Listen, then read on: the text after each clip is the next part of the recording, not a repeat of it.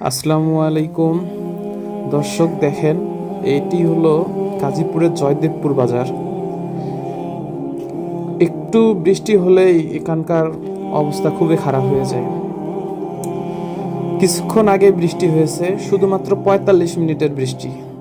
এই বৃষ্টিতে পানি একদম জমে অবস্থা শেষ। দোকানের ভিতরের মধ্যেও পানি জমে গেছে এবং ঢুকে গেছে। এখানকার সিটি কর্পোরেশনের যে আপনার পানি নিষ্কাশন ব্যবস্থা একদম বাজে।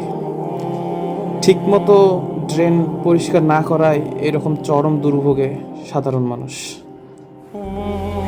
একটু ভাবেন যে এই একটু অল্প সময়ের মধ্যে যে বৃষ্টি হয়েছে তাতে যে পানি, তাহলে দীর্ঘক্ষণ বৃষ্টির পানি এইখানকার লোকজনের কতটা দুর্ভোগের কারণ হয়ে দাঁড়ায়।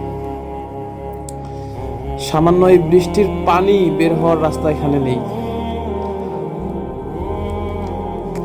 গাজীপুর সিটি কর্পোরেশনের দৃষ্টি আকর্ষণ করছি আমি।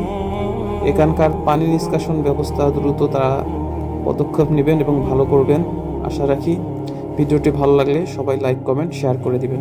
আল্লাহ হাফিজ।